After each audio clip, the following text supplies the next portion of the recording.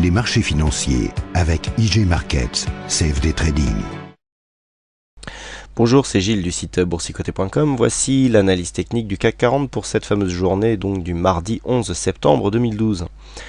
Avec aujourd'hui donc cette belle séance haussière, puisque malgré une ouverture sur un gap baissier à 3491,93, nous avons marqué un point bas à 3477,37 pour marquer un point haut à 3537,44 et revenir légèrement plus bas à 3537,30 points. Le CAC 40 gagne 0,89% sur cette séance, un peu plus de 31 points gagnés par rapport au cours de clôture d'hier, et donc c'est un avalement haussier qui se présente à nous aujourd'hui, puisque en plus d'englober totalement la précédente bougie, eh bien nous avalons ici le corps de la bougie précédente. Qui plus est, cet avalement est relativement intéressant, il représente vraiment toutes les caractéristiques de l'avalement de retournement, puisque l'avalement se crée suite à une ouverture sur un gap baissier et donc englobe totalement la bougie précédente. Donc là on a un fort signal de hausse suite à au petit signal de consolidation que nous avons eu hier. Du point de vue des indicateurs, nous avons toujours un RSI qui remonte légèrement, qui reste, donc là on est sorti de cette dynamique, donc maintenant ce support ici n'a plus lieu d'être. Donc on oscille dans la zone entre 50 et 70, qui nous donne en fait le sentiment d'un marché, d'un fond de tendance haussier. Et donc le RSI continue dans cette voie. Le stochastique, quant à lui, est toujours sur une dynamique plutôt haussière, un peu comme hier, et le MACD, lui, est toujours en dynamique haussière aussi, suite à ce mouvement ici en double bottom qui avait été décrit identiquement sur cet indicateur. Donc on repasse en zone positive ici sur le MACD, donc toujours une dynamique haussière bien présente sur cet indicateur. Au niveau des volumes, alors nous avons aujourd'hui des volumes qui remontent encore. Vous voyez qu'on a une recrudescence des volumes, on a eu un creux ici fin août, début septembre, et puis là les volumes remontent, et donc chose très intéressante, ils remontent fortement lorsque les séances sont haussières. Vous voyez que les séances de baisse restent bien en deçà au niveau des volumes, alors que là nous avons des volumes lors des séances haussières qui sont nettement supérieurs, donc qui nous montrent que le fond de tendance reste bien orienté à la hausse, puisque même du point de vue des volumes, on a cette prédominance qui est nettement visible, avec une volatilité légèrement supérieure à la moyenne. Donc bon, pour analyser cette séance là, c'est bien simple. On avait un petit signal baissier, rappelez-vous, grosse dynamique ici, avec une étoile qui nous annonçait une possibilité de retournement sur confirmation de bougie fortement baissière. Alors je vous avais dit hier qu'on avait une bougie baissière certes, mais qui n'était pas très puissante, donc on avait quand même un signal de retournement. On a ouvert sur un gap, et puis l'orientation s'est inversée en cours de journée, commençant à invalider ici ce signal. Donc le signal ne sera totalement invalidé que lorsque nous aurons dépassé ici cette zone de point haut. Donc je rappelle le point haut de la semaine dernière qui se situe à 3561,91. Tant que nous ne sommes pas parvenus à dépasser ce point haut, nous avons une possibilité de consolidation, avec donc comme premier objectif les 3460 points. Alors hier je vous avais tracé un Fibonacci, je vais vous le retracer pour voir exactement ce que l'on a fait. Alors c'est assez intéressant, si on se rapproche un petit peu, voilà, pour gagner en amplitude. Vous voyez que par rapport à la hausse directe que nous avions eu donc sur les 3 séances de la semaine dernière, nous avions ici une zone de 23,6 qui commençait ici à être entamée. J'avais dit qu'on avait un premier objectif à 3489,70. L'objectif a été quasiment atteint dès l'ouverture, puisqu'on est venu ici attaquer le 38,2.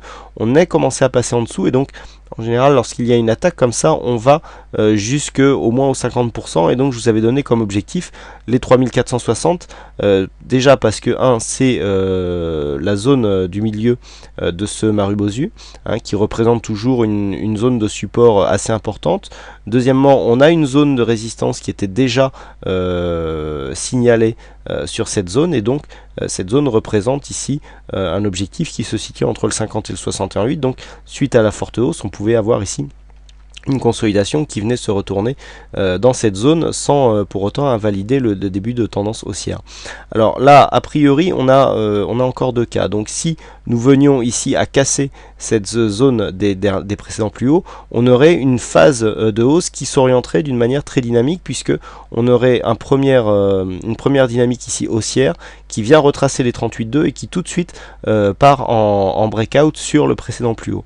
Donc là, c'est le signe d'une tendance haussière assez puissante qui pourrait nous emmener marquer des points hauts assez rapidement.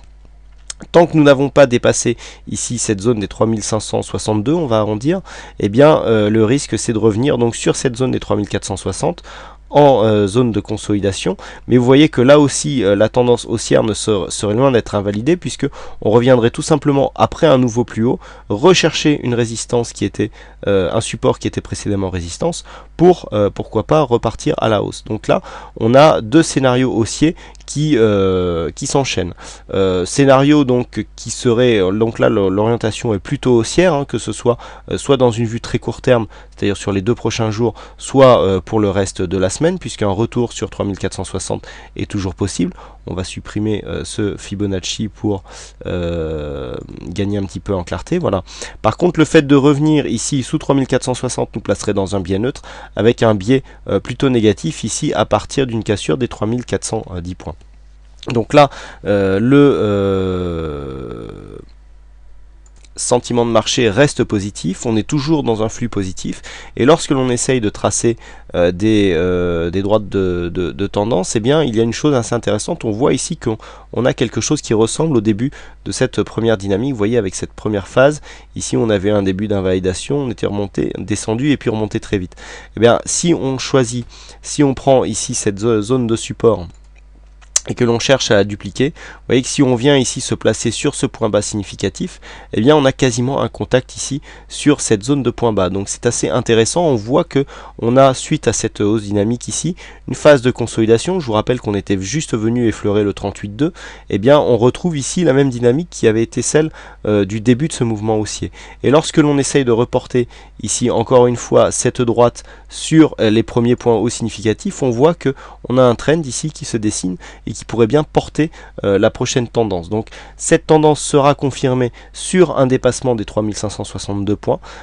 Tant que ce point n'est pas cassé, on est toujours ici sur une possibilité de cassure du trend haussier par le bas, et donc de revenir chercher les 3460, auquel cas on retracerait une dynamique, et donc en cas de cassure donc des 3460 plutôt bien neutre, avec un biais qui se retournerait à la baisse, avec une alerte possible ici sur une cassure des 3410 points.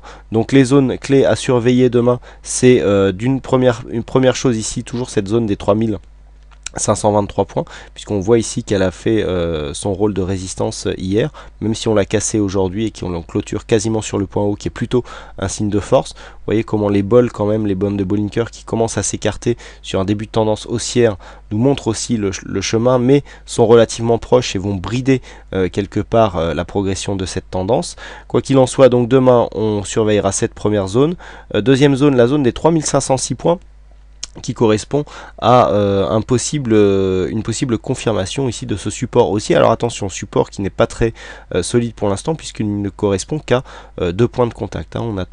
On préfère toujours avoir 3 points sur ce genre de tracé, hein. Donc 3506 et 3523 pour demain. Voilà ce que l'on peut dire donc sur cette analyse technique du CAC 40. Alors aujourd'hui, c'est Titi 974 qui a gagné au jeu du fixing. Bravo à toi Titi, hein, un abonné au fixing. Et puis j'en profite pour adresser une petite pensée à notre ami Oli 007, qui est durement touché par la maladie actuellement, et donc qui ne peut plus bien venir nous donner ses coups de fourchette. Donc on lui souhaite bien sûr un bon rétablissement, en espérant que ça aille mieux prochainement. Voilà, donc il ne me reste plus qu'à vous souhaiter à toutes et à tous une bonne soirée, bonne chance dans vos trades, et je vous donne rendez-vous dès demain pour une prochaine analyse technique du CAC 40 en vidéo. Bonsoir à tous. Les marchés financiers avec IG Markets, CFD Trading.